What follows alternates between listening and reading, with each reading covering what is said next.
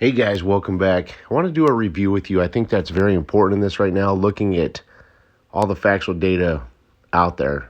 I think it's very important to review this so you can see where you stand and you can see why we are where we are, okay? Because, we do believe we're at the very last and final step that once the president signs off on that borrowing law that was just approved by Parliament, that they're free to change the rate at any point in time, okay? So let's look at that factual data that supports that. Okay, let's review it and let's visit it. All right, so Iraq has told us multiple times that they only want to change the rate at the beginning of a new fiscal budget period. Okay, they didn't bring throughout this entire year. They haven't brought anything forth resembling a budget or fiscal period until pretty much October. What is October? It's the second half of Iraq's fiscal year, okay? Almost like a semi-annual budget from October through the end of March. That's their semi-annual budget, okay? Or semi-annual, that's the second half of their year, okay? So again, they can only change the rate at the beginning of a new fiscal budget period. Again, that started on 10/1, okay? Then, what Iraq had to do this entire year was, once they finally got a PM in there, he achieved stability. Once he achieved stability, he went and he toured the U.S., he toured Europe, he put together reconstruction agreements or really reform agreements with other countries and companies to rebuild Iraq's infrastructure, okay? And they did that after achieving stability.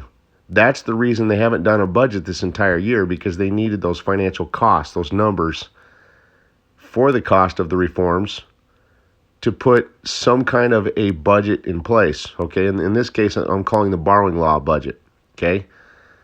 So that's where we're at with that. Once they had all those costs, then it was time to bring forth what resembles a budget, in this case, the borrowing law, right? Now, one of the steps of the borrowing law, okay, is they have to change the rate, okay? So, because those reforms have a lot of international steps with them that require their currency to be internationally recognized. Okay, that's why it requires the rate change as part of one of the steps for the borrowing law.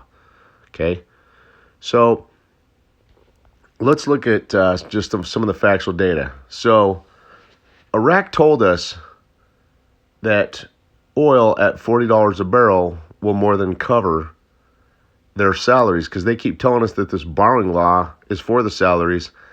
And yet the salaries didn't dip or go below 40, guys. That was April through June. Clear back to April through June. That's when oil went below 40. But yet at the beginning of October, that's when they tell us they finally need the borrowing law. That late in the game. They're lying to you guys. You already know that the articles are only partially true. Okay? The borrowing law did not show its face until the white paper reforms did. Again, the borrowing law has nothing to do with the salaries. It's for the white paper reforms. That's why they came forth at the same time. Okay. Now, now Iraq gave us a key statement back in late September. Iraq said that after that 10/3 national holiday, they said they wanted to adjust and make adjustments in the pay scales of government official wages and pay scales and so forth, that they wanted to reduce them, okay? Well, they could do that one of two ways. They could physically reduce their pay, okay? Or do it through the means of a rate change. Remember, guys, I've always told you, the rate change is nothing more than the movement of a decimal point 3 positions, okay? So right now, if Iraqi officials make millions of dinar each month, when they move the decimal point 3 positions to the right, well, hold on, actually, you got to think about this. Either way, they move the decimal point regardless of which direction. I think it's to the right. What that means, guys, is they would instead of making millions of dinar each month, they're now only going to make thousands of dinar each month, okay? So that's pretty much what they're telling you when they said in late September that they wanted to reduce their pay scales. All right.